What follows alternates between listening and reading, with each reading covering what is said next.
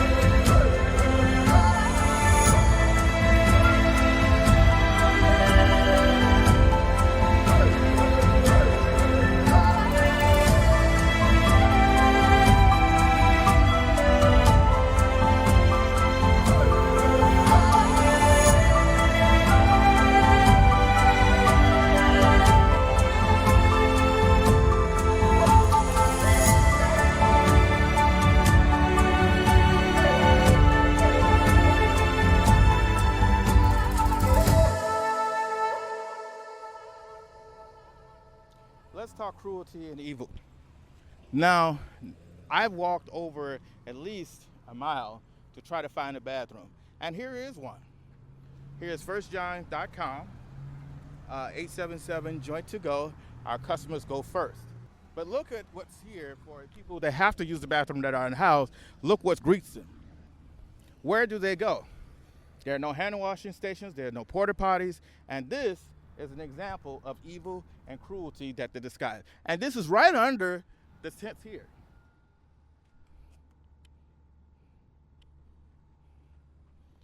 People always ask or say that what they would do during the civil rights, Holocaust, or any atrocity during history. But the reality is you're doing exactly what you would have done in those time periods. That is nothing, or being indifferent, or be afraid to act, or make changes that would benefit all of humanity, not just a certain select amount of humanity. So here is Theo Henderson from Unhoused. We're out here in San Pedro, and I want you to take a very good look at what you would have done during those turbulent times, because you're doing it now. Create some bathrooms and some porta potties and hand washing stations. Audio diary. Here we found one abandoned, non-serviceable hand washing station. No water, no soap, no paper.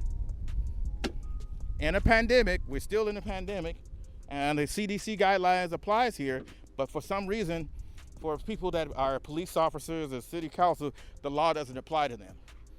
They're above us. They feel that they are above the law, yet they're supposed to enforce the law, and apparently they don't.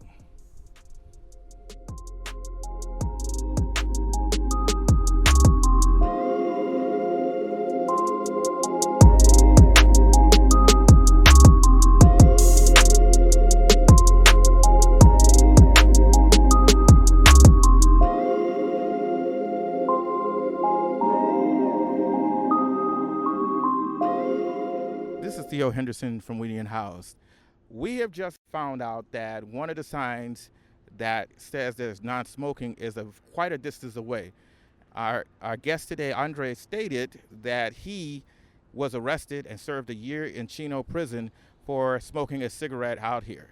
So we're going to cover it visually, as well as talk about this way, the sign, and how is someone to know that there's no smoking if there are no signs apparent here on, which I guess is a long, hilly kind of area. So let's take our trek to this. As you can see, we are near the pier here, as you can see, and you don't see any signs. I don't see any signs that would say anyway. There is a sign that's close by that introduces the park. So you can see here the streets, you can see the bridge, as you can see, and this is very hot, and this is remind you, last couple of weeks ago we had a very strong heat wave, and there was over 9 unhoused and counting that died from heat-related injuries and illnesses due to the heat wave and the brush fire aftermath. As you can see, this is San Pedro landmarks. It talks about the Vincent Thomas Bridge, the USS Iowa, the Municipal Ferry Building, the Ports of Call Village, and they show us some historical things dating back to 1906, which starts with the shoestring strip announced to the city of Los Angeles. So this is called the shoestring strip. In 1915, they connected a harbor boulevard to outer harbor. And then from 1919 to 1940, San Pedro became a home to the U.S. Navy port or fleet. And it all the way goes up to 2012, where the USS Iowa is permanently docked at the port of Los Angeles. So as you can see, there's a lot of history here. Right across the street from this shoestring strip is the San Pedro United States Post Office. And here is a marker, if you will, and it's a memorial of the Maritime Industry Memorial. I don't know what this is about. This shelter is dedicated to the women of the Maritime Union Industries of Los Angeles Harbor. So also here is the history of the Los Angeles history of San Pedro Plaza Park, which started and was open to the public on July 1st in 1889. They also have the Carnegie Library. In 1966, the Carnegie Library was demolished, so it's not here anymore, but it used to be a spot here. I guess they show this is the landmark of it on this location. So here is where one of the signs is. San Pedro Plaza Park, no smoking, no skateboard, no skating, camping, graffiti, moon bouncer jumpers, no littering, no dogs, no alcohol, no bicycles, no amplified sound, no open flames, no shopping carts. Umbrellas, sunshades, or canopies must be open on all sides. All of these items must be removed from park before park is closed. No trespassing during hours of closure. Park hours, sunrise to sunset. So as you can see, they have a very anti-unhoused sentiment here as well, due to knowing that people are suffering and needing a place to lodge, so which is why you see the unhoused on the sidewalks. We have over 60,000 and counting of the unhoused community, not counting people that are housed and secure that may be joining the ranks of the unhoused community. So as you can see, the length and distance that it takes for us to find that sign, and if you're just standing and just taking your ease and stopping to take a cigarette smoke out here in the open air, that he was not in the park, he was standing on the sidewalk. And they sentenced him to a year in Chino prison for smoking a cigarette. Now, we talk about prison reform and incarceration and the pipeline to prison school to prison pipeline. Here is a very clear point of it. Andre is an Indigenous American. He has been heavily criminalized, of course, for his status, as well as from being who he is, as you can see very clearly. Many people of color are criminalized and punished due to just the vagaries of white supremacy.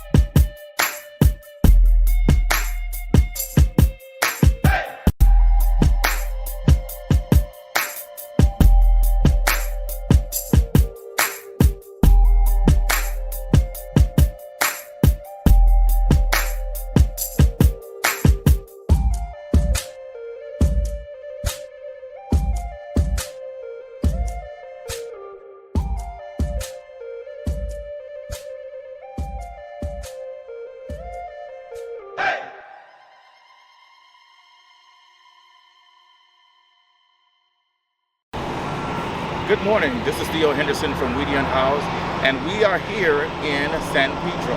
And San Pedro has got a very complicated history dealing with the unhoused community. In the background here, where you can see besides the lake and the water, this used to be a halfway house that dealt with unhoused community. Right now, they're using this building. They've thrown out the unhoused who are in front of the building, but they're using it as a filming studio. One of the residents here in San Pedro, Andre, is going to talk to us a little bit about his experiences of being unhoused and what the challenges it is like to be out here in San Pedro. FYI, this is the district where Council Member Joe Busciano, who is a former police officer that loves the police so much that he has taken measures to target unhoused people in several different ways aggressively. So without further ado, this is Andre. Hello, Andre. Hello, how you doing? Good morning, good day. So tell us a little bit about yourself. How did you become unhoused? I was living here. I got here, first of all, I've been here since like the early 90s. I come from LA, outside LA. Came down here, and then I had an apartment, and I got evicted for being reasons. And now I'm out here with my friends and stuff in public, and we just try to do the normal things that everybody else does, because we all have like illnesses and things like that. How long have you been out here on the streets? Roughly probably like a year, and it's like a roller coaster. You have your good days and bad days, just like everybody else. And, so today's weather, and I failed to mention, today's weather is close to 90. Close to 90 degrees today, yes. Upward. How do you guys cope with the heat out here when you're out here on the street? Because some places people can go into air conditions. What do you guys do? How do you cope?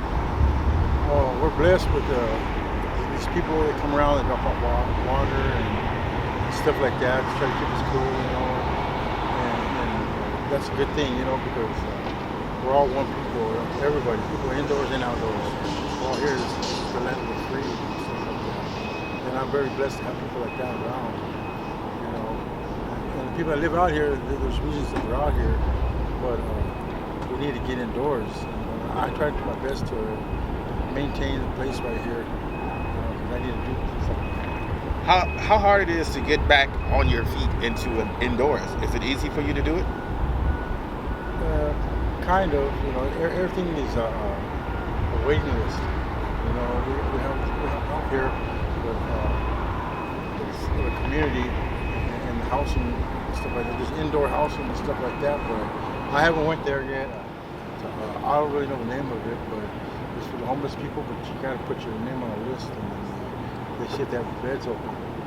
Is it a shelter or is it a hotel, a project hotel room key, or because you said you didn't? I'm sorry, I'll be more specific.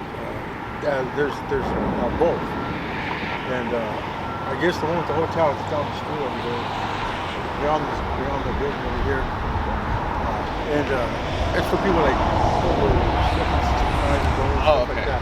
Okay, like a senior home. Yes. There used to be a motel, but they have it for older folks. And then on this corner over here to my right, the brick building, that's a homeless shelter. Oh, really? Yes. And, are you for being in a hotel or shelters? Because some people prefer hotels than shelters. What's your perspective on that? Well, yeah, I prefer a hotel better. Why? Because I have my privacy plus the showers right there. You don't have to share them. Of course, I have no problem sharing them either, but it's more comfy, more like home. Right. But like I said, there's a waiting list for it, so I got to wait on that one.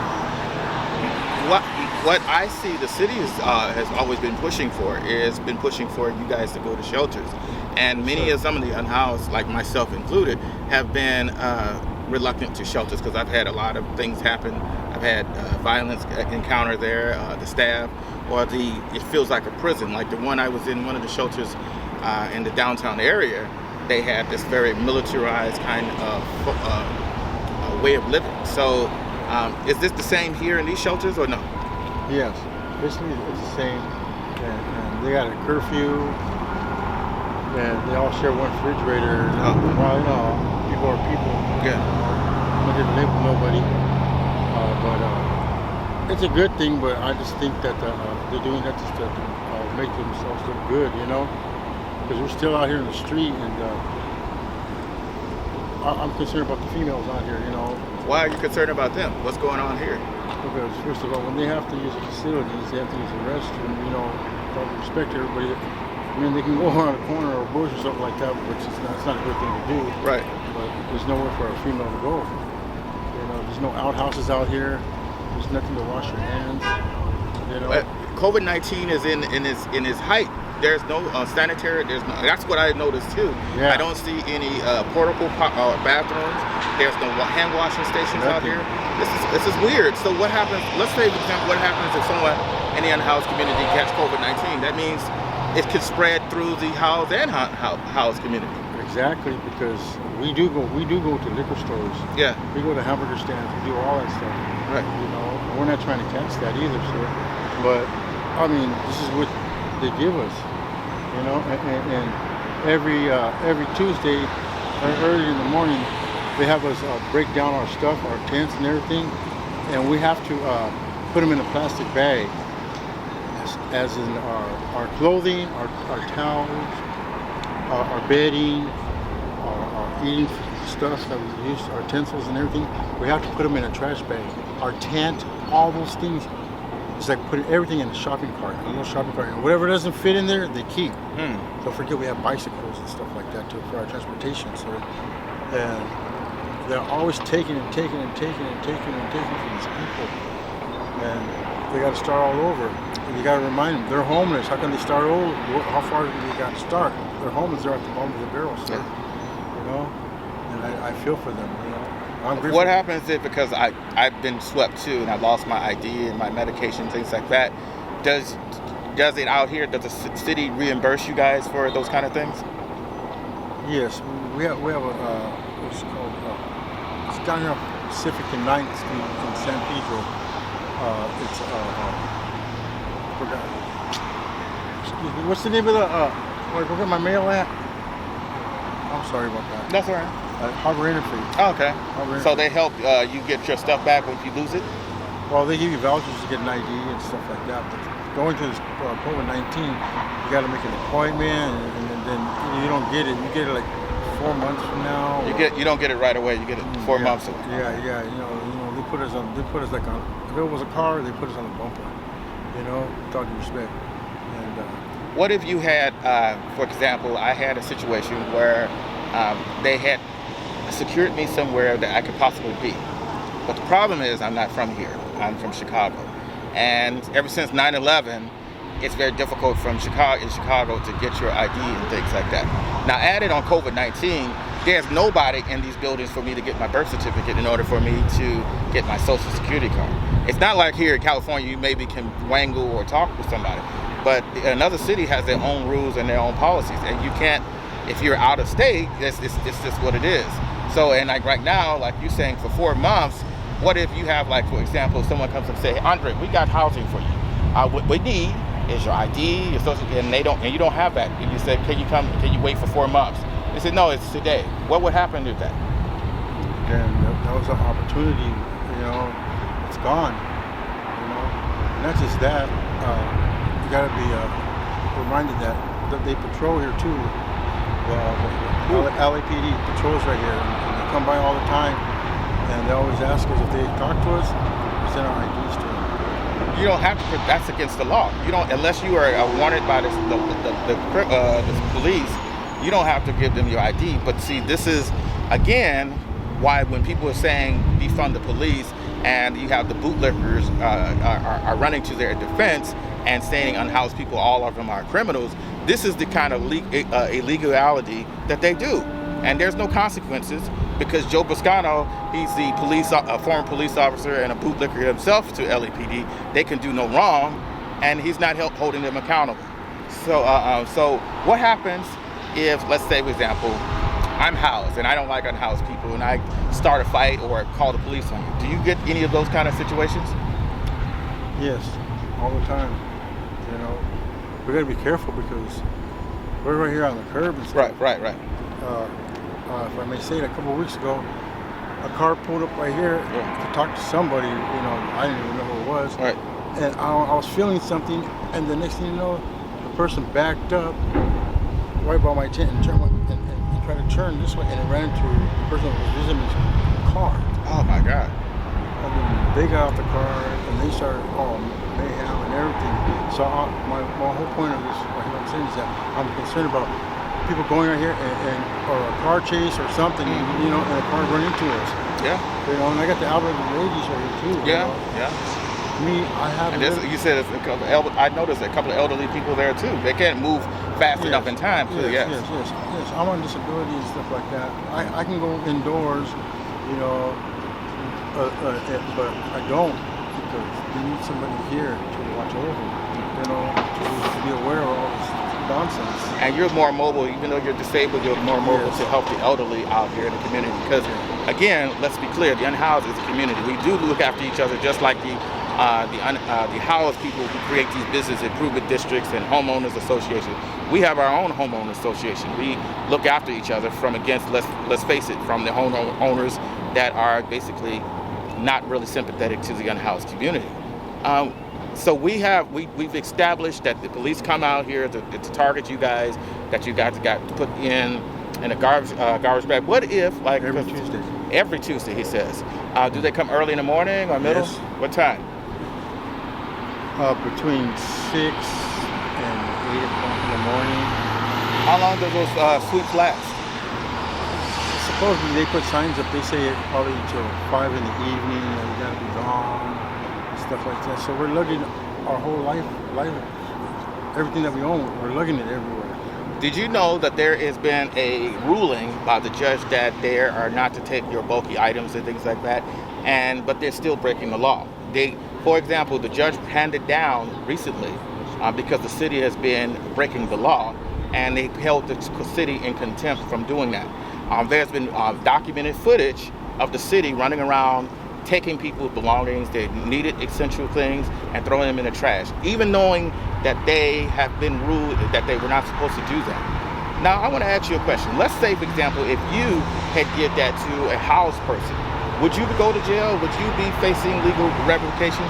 Or would you get the same support like the police? No, I'll probably go to jail. They'll do a sweep for warrants and stuff like that. And see what happens is that they gave me a ticket one time. They said for smoking a cigarette right here. And they gave me wait. This is outside. There's no, you can't smoke a cigarette out here? You don't see the sign? Where? I don't. Way over there. You can't even, way where it starts, the street starts? No. Facing that way? Oh, that's where the sign's at, sir. Wow, what? Oh, that's just crazy. Yeah, see, because when the ships come in, the Navy ships come in, they need to clear the streets. So they give us these tickets thinking, well, they're not going to pay for it, so it's going to turn into a warrant. So now they get the order to clean us off the streets. So now they go and see who has warrants. You know, it's a little petty one, nothing, you know. So we're off for 3 or 4 days. We're out of here. We're in jail. So when we come back, we have nothing left. It's unbelievable. Yeah. It's unbelievable. And see, this is the kind of stories that we need to have the mainstream public understand and be educated on.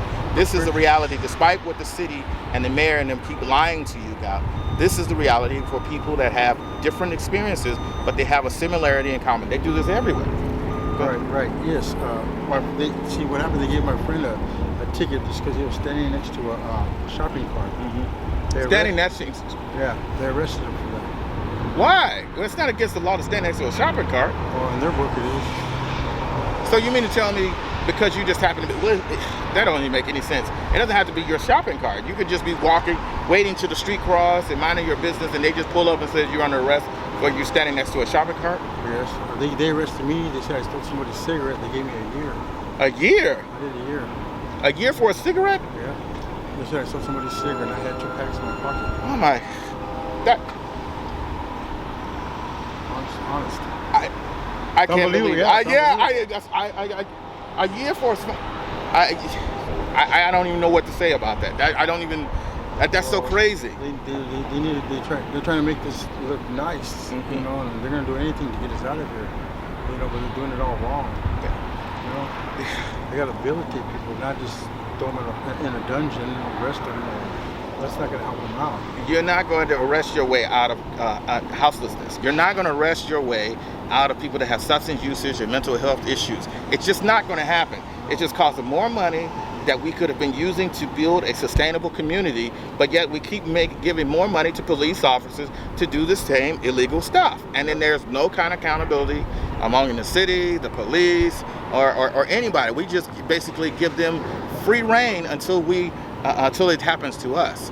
So is there anything else would you like to the audience to know? Because I'm still reeling and stunned about the fact that you served a year for a cigarette. I mean, come on, that's just... Yes, I went to Chino prison. Yes, I was amazed. No, other than that is that right here, this is in history, this is the second, back in the days, this is the second most violent street in America, Beacon Street, right here.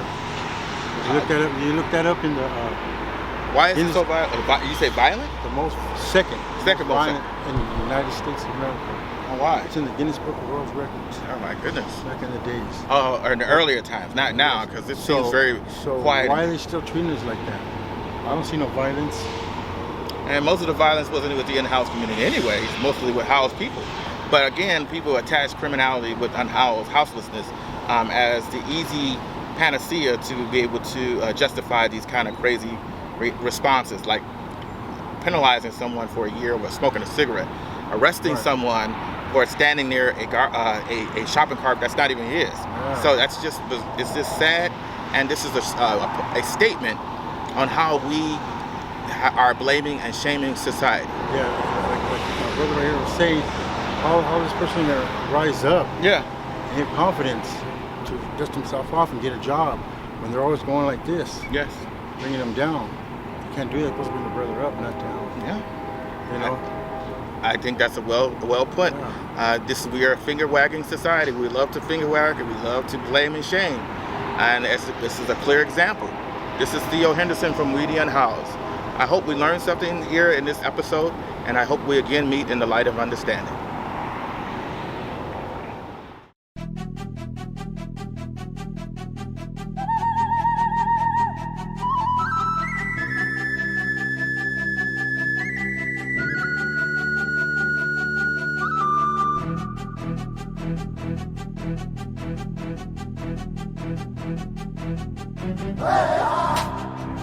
Welcome to Unhoused News. Today, November 24th, 2020, the city will be voting for 4118, the amended version. The original version of 4118 was shut down by the court and the legal system after activists fighting against the cruel and unusual punishment that 4118 brings to the unhoused community. Not to be outdone, and in ever as zealous zeal to undo that kind of judgment, the city has created 4118 amended. And in that, they're trying to find loopholes to create an illusion that they care for the unhoused, but they are also offering criminalization. After numerous protests and backlash from the citizens of Los Angeles and educated people that are not familiar with 4118, along with further explanation from We the Unhoused first animated short, you will find that Nuri Martinez, as well as Curran Price, Joe Busciano, Paul Koresh, John Lee, Gil Cedillo, Curran Price are the primary proponents for this ordinance. Vague to do, for all intents and purposes, they are unmoved by the sentiment, and they seem to be moving forward to voting for 4118. The city of Reno has approved its first super shelter for the unhoused this winter season. The first super shelter will meet the needs of COVID-19 as well as be providing services for the unhoused in Reno. In New York, the ongoing NIMBY case against the unhoused has hit a snag. The judge ruled in Feeding New York that the NIMBY organization that got together to provide a lawyer and funds for them to terrorize the unhoused had been told that they are to leave them alone. They're not to interfere with their right to shelter in place at the hotel. Philadelphia provides vacant houses to 60 unhoused sheltered residents. And finally, Pine Street Lyndia Downey has stated to the listeners that the stereotypes against the unhoused is prohibiting change and helping the unhoused. She states, if we can't get behind the stigma that the unhoused are not lesser than us, that they are human beings, then we will never provide effective change. This is Theo Henderson from Media Unhoused, and this is Unhoused News.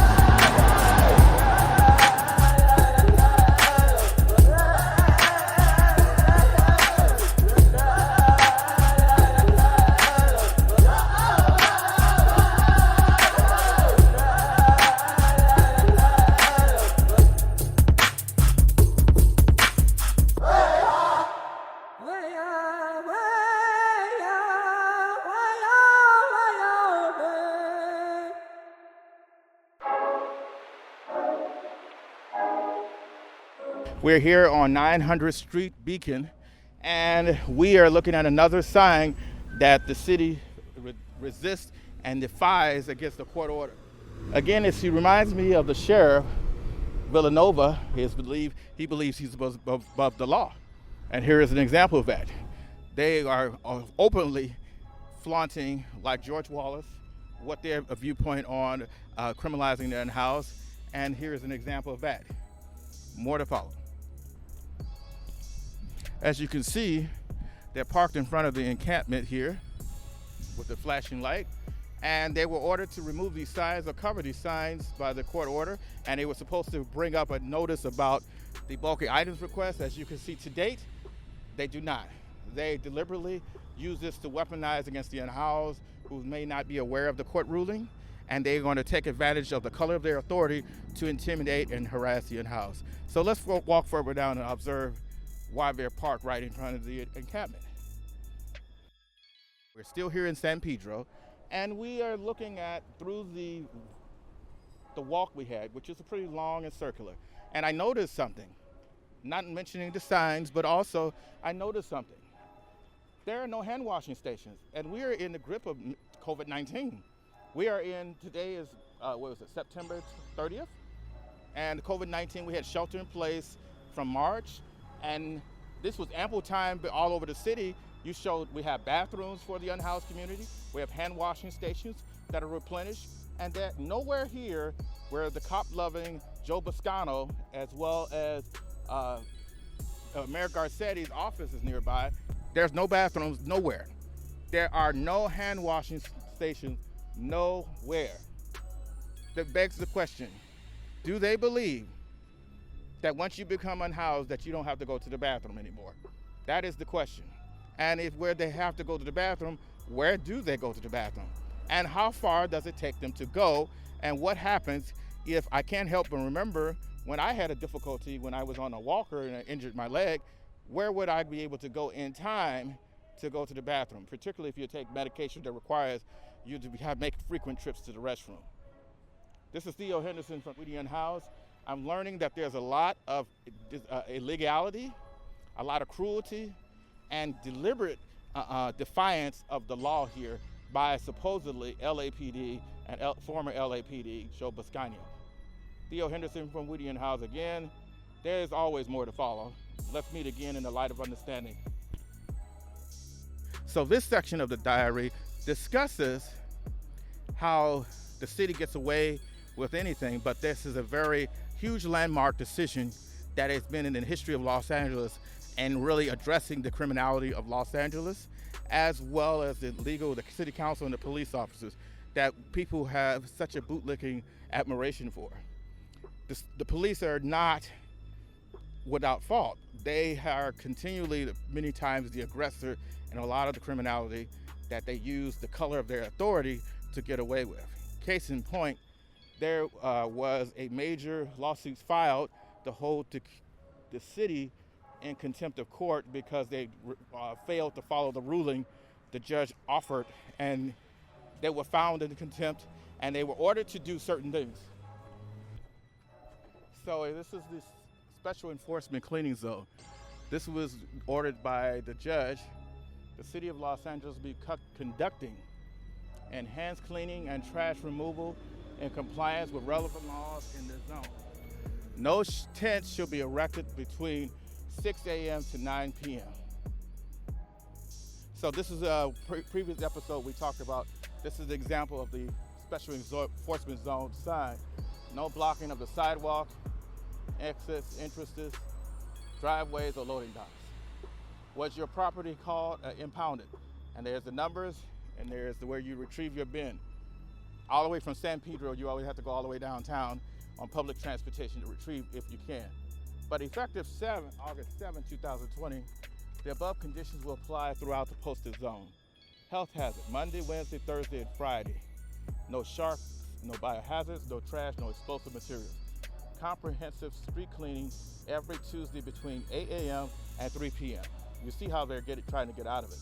During comprehensive cleaning, no one will be allowed to remain on the sidewalk. Zone boundaries. But they don't show where the ruling is that they're supposed to do, where they're not to be talking about the bulky items. So this was deliberately put up here to also, they tentatively are following the rules, but they're not following exactly the order. The order says very clearly about bulky items. So they didn't put this up here yet. So what street is this? Beacon Strip, 700 South Street.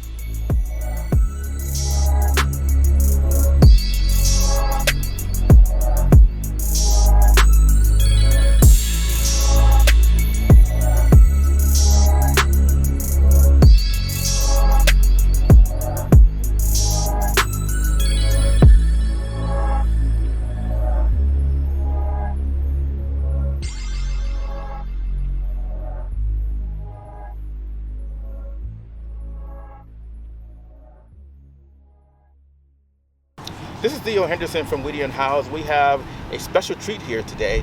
We have a musician and a resident unhoused neighbor here, and we're going to introduce before he plays. What's your name, sir? Well, my artist name would be Philosophical Beast Houdini. Very my name well. is Phil, and they call me Houdini, and I be a beast. How long have you been playing? Most of my life, actually. I started off when I was real young. I did the piano for 3 years, and my piano teacher, she had a violin, and she told me not to touch the thing. Mm-hmm.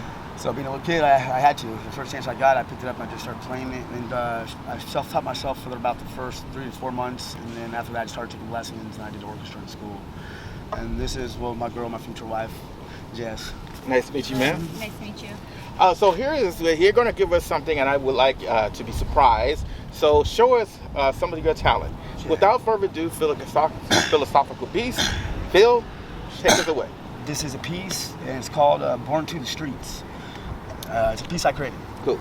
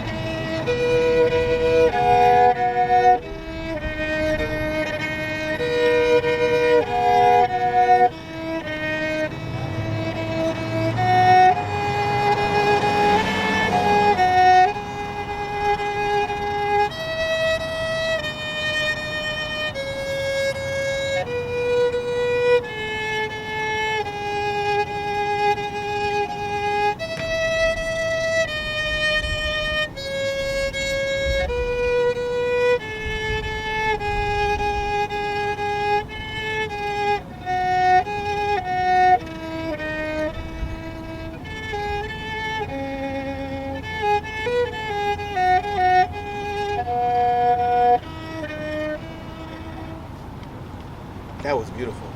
Thank you very much. So, as you can say, we in the Unhoused, we highlight the stories of all of our brothers and sisters all around, from San Pedro, Hollywood, San Luis Obispo, Santa Barbara, it doesn't matter. And you can understand that we just don't look out on the street and say, well, we're going to be out on the street. Life happens to us. And we also don't forget our humanity and who we are from this. So tell us your story, Bill. How did you become Unhoused? Can you do me a favor? Hold on. Basically, a little bit about my life. It was just like I was actually born to the streets. That's why I named that piece, "Born to the Streets." Mm-hmm. I was born in a car here out in Long Beach, and my mom and dad were on the streets when I was born. And basically, my mom and dad split when I was 2. My dad went to prison when I was 4. He was just trying to take care of his kids, though. That's what put him in prison. But and then basically, I went to my grandma's at 13. I went to my grandma's from 4 to 13, and then my grandma kicked me out at 13, and I've been off the streets ever since. How did you survive at 13 years old on the streets? Let's talk about that, because I'm just curious. You know, it's tough for adults.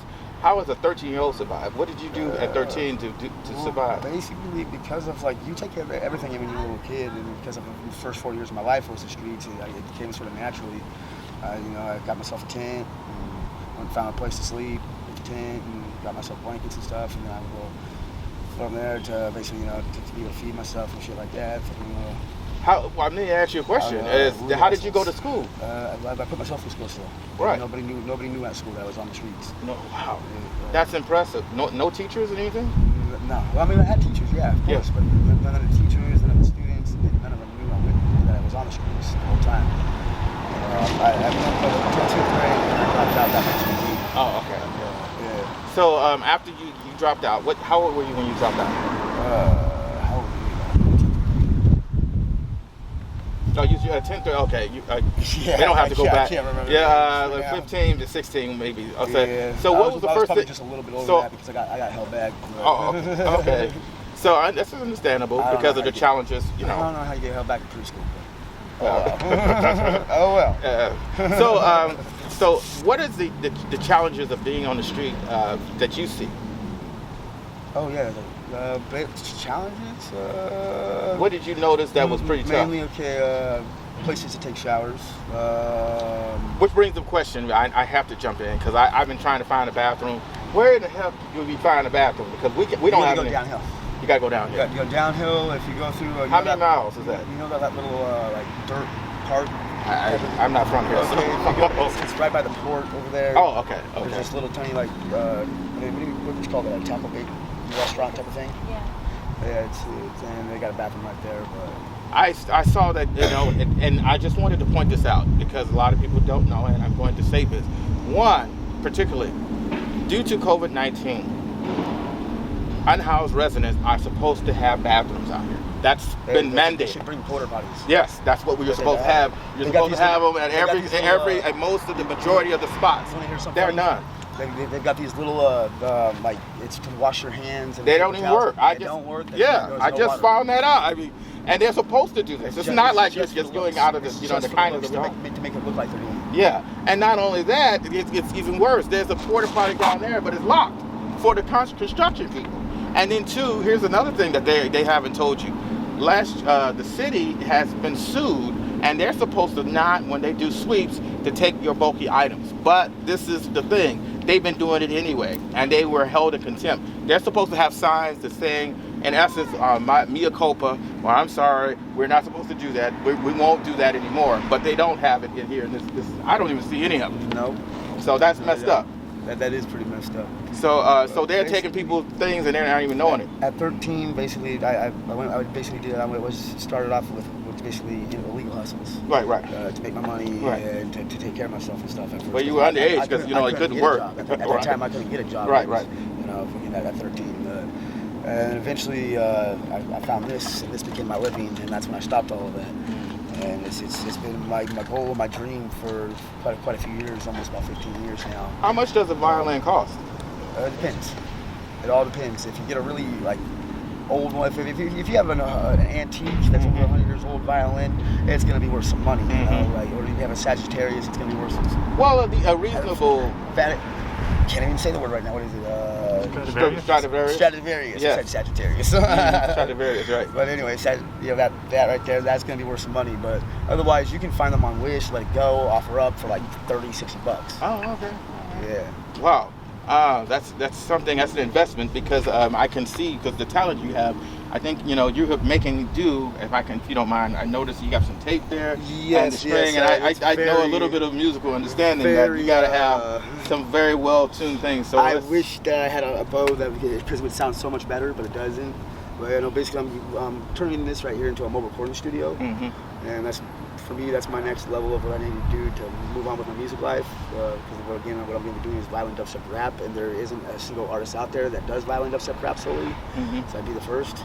And basically, violent's my minion. Yeah. That'd be my minion. Oh, that's cool. So, how did you guys meet? Because you guys are loyal communication here. Hold on. Give us a minute. There's like a heavy police presence. Are they going near the encampments? No, they just drove away. Oh, wow, they got the lights flashing. No, that's down there. Cause I was noticing, I'm like, I know they're not about to bother the Unhoused. We can get that later. Down here. Yeah, well, okay. I was gonna say they were gonna stop, and I was gonna walk over there. Yeah. They see the camera. They're not. Yeah. They're not Exactly. Because the other guy, he was peeping out and looked, and Herman drove off. Right. So, let's see. Let's talk about you guys. How did you guys meet? I was actually on my way to the beach that morning, and I think she was about to go jog at the beach, and she was right up there at that corner over there. And I just said, hi, how you doing? What you doing? So what was your thought when you met her? Surprised at first, but then we just started talking, and then. I basically asked if she wanted to kick at the beach. I play my violin and stuff. And he did. Good move. Show your talent and skills. Yes, I understand. I'm just taking notes. It's too late for me to do a violin, but yeah. I usually when I was single, I kicked it with a lot of women. I did. I kicked it with, a lot of women. She's the only one who showed me any different. Out of most of them. Cool. And I fell for her almost right away. So how long have you been out here? For a while. Yeah. How did you become out here? Because you guys, I guess you could say, have made it a very a way to survive. Which is, and you guys have each other, which is great. Because it's very difficult out here. Being single, I can attest. So how long? How did you get out here before you met him? Just a couple of situations happened. Then COVID happened. Oh, and then yeah. I kind of just landed. I lost my work, and then. What did you do as work? Because a lot of people out here were working, or hell, were living in their cars before that, and now the jobs are gone and they are on the streets. What did you do before? You can say it. I just did some. I was my clothes. Oh, okay. Really? Oh, that's cool. That's what I understand. We're still getting to know each other. That's fine. It's never. We have a very strong connection with each other. Yes, it's obvious of that. So, you like helping people, and he like creating art to better the world. So that's a good connection. So one of the things is, have you guys faced any type of a brutal or sweeps, or have you had any police interruptions? I've actually been really, really lucky, just because I got the RV, so I'm able to put everything inside my RV. I see. So I don't have to worry about it. But some places like Chatsworth, they don't allow those. Here, a lot of times, basically, if people woke up late or stuff like that, I try to help out and let them keep some of the stuff that they can't and get down to the bottom of the hill to keep it in there.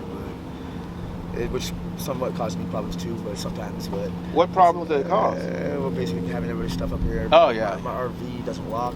Oh, okay. And there was a couple of people who were staying here before that were stealing stuff. Okay. Yeah, I had to go through everybody's stuff to make sure that nobody else's stuff is missing. But right now it's been better with that just because of that certain group sort of just took off. But yeah. Okay. So you got a fortunate skill that you have a talent with the violin. 2, you got a spot to hear.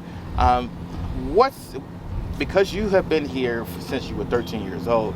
Long Beach, San Pedro. I was born and raised in Long Beach, but San Pedro, basically, I've been coming in and out of San Pedro for a while. I've been playing my violin for almost, I would say, anywhere between 10, 11, 12, 13 years, all around Orange County, LA County, Long Beach, San Pedro, all over. But basically, I went out to Kansas for a minute there. I was out there for like 8-9 months, just recently, and then I came back to Long Beach expecting to stay out in Long Beach, but my mom's had moved here to San Pedro, so I decided to come out here to be able to visit my mom's and shit. And I like San Pedro. I do. It's beautiful out here. Yes, definitely. You can see the beauty. I like the people just a little bit better than people out here. Ah, really? Oh, that's cool. I keep hearing him. Let's just say the mascot out there is the Long Beach Dirtbags. Oh. Sort of fixed people, somewhat. I have no dog in this fight. Not all the people, but some of the people. And that's the thing about it is, I do got love for my city. So, I mean, that's the LBC big and blasting. Oh, I see. You got your sign there. Yeah, so it's definitely a love-hate relationship though. I love the city, not so much the people. Most of them. I understand. So that's because for a long time though, I took care of the homeless group out there. It's mainly the homeless out there that are. Different type of breed. Oh, okay. Well, on that note, we can ask because, love for them, and he's going to take us out with some beautiful music. So hit it. Okay, so this piece I just got credited it actually just a couple days ago, or within a few days, and it's from my love here. Oh, okay. Well, that's even better. Yeah. So it's called Just So You Know. Okay, so hit it.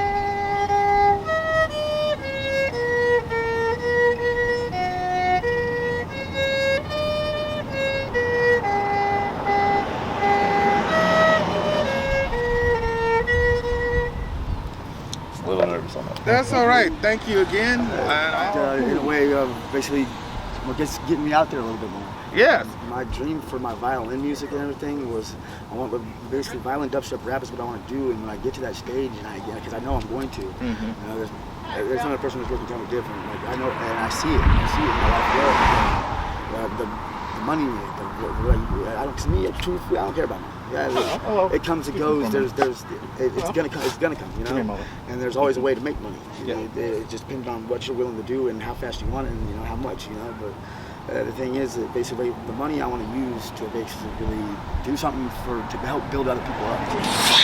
Because there's not enough people in the world these days are doing that. It seems like everybody's trying to tear each other down and not build each other up. When if we just build each other up, everything would be better. So I wanted to help find some way to build some people up. Okay. And I've along my journey, in life. I've come across lots of homeless people, lots of that. I have basically positions in what I would call my building an empire now. In my music life, where as soon as I get to that point, I can bring them up with me.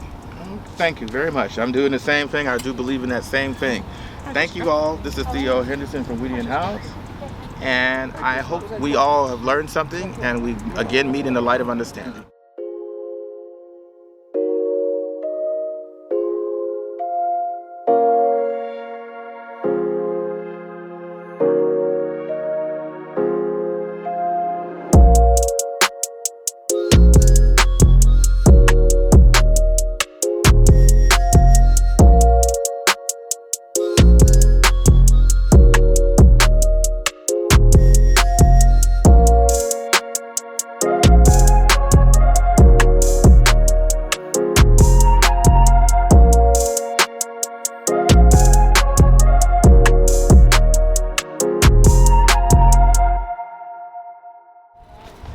This is Unhoused, Theo Henderson. We are here right in a county shelter that supposedly has a sign here that says no trespassing, no loitering, forbidden by law up to $1,000 fine or 6 months in prison or both California Penal Code sections. I don't know, it's the 552 through 558, 1 to 602. So we have a little bit of the history here, and I'm going to talk to one of the newspaper journalists and creators to get his perspective on what's been going on here. So what's going on? Hi, my name is Chris Venn, and I'm part of Services Not Sweeps. We have an organization in San Pedro called San Pedro Neighbors for Peace and Justice, which is we've been monitoring the comprehensive cleanup, which happens every week. So this is a county facility, and Theo wanted me to mention some of the history. It was opened just 3 months ago, and the building used to be a county health facility, and it had been vacant and unused for at least 5 years. And Janice Hahn, a member of the Board of Supervisors, and the Board of Supervisors saw this empty building, understood the crisis of housing, and it took them 3.5 months to open it up, a very, very short time. And I believe it houses 47 people, so it's an important resource for the community. My understanding too is from Andre and some of the other individuals that it's very hostile here because of the staff are not necessarily sensitive to the needs of unhoused community. Do you have any perspective on that? We've a number of residents of the unhoused residents of the community have talked about staying here and just commented that they were unable to because of kind of uninformed actions of the staff, and it just made them very uncomfortable dealing with the lack of conflict resolution. That's very well put, exactly. And for the ones that always ask why they don't want help, do you think that contributes to why people are reluctant to go to shelters? Absolutely. There's a Bridge Home shelter on 1510 North Beacon, so about 10 blocks south of us and north of us. And individuals have commented that at this Bridge Home shelter in San Pedro, and I imagine at others as well, you have to be at the shelter at 7 p.m. every night. And that's individuals in the community have said it's almost like being in prison. I have a personal question, if you don't mind. Let's say, for example, through unfortunate circumstances and that you would find yourself houseless. Would you be eager to go to these places? No, I wouldn't. Why not?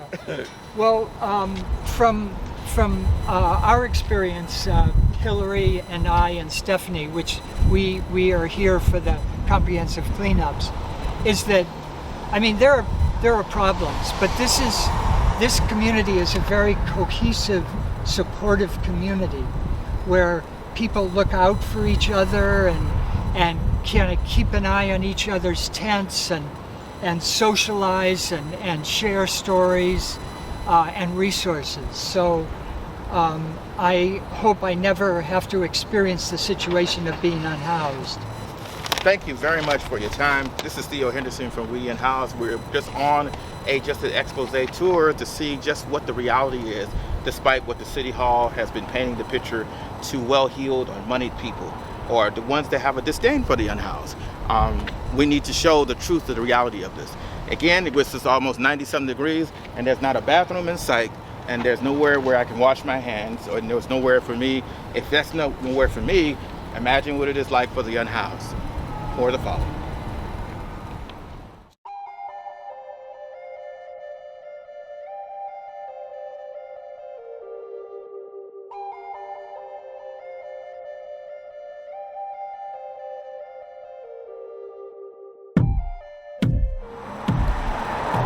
Good evening. This week has been very tumultuous. It's been filled with trepidation, anger, outrage, and education. San Pedro is just a small sliver of what is going on in Los Angeles, California. Joe Busciano's district offers a hostility that he tries to infect with the rest of the city by trying to push through the City Council 4118. And 4118 is one of the most horrible written pieces to justify criminalizing vulnerable people while they're already in a frantic and a stressful state. If you are dissatisfied with 4118 and appalled as we are, you're to call your council members November 24 and make it known that you are against this horrific Holocaust type practice. This is Theo Henderson for We Unhoused, and I am trying to think of a quote that will be able to bring us together, so I will leave you with this thought. Sometimes when we meet in the light of understanding, we have walls that are put up by ignorance and fear. Let us not take the example of our city council members and allow that to continue. Let us meet in the light of understanding with the hope that we understand each other and we work together to get this issue being unhoused and houseless solved in our lifetime. Let's leave the world a better place.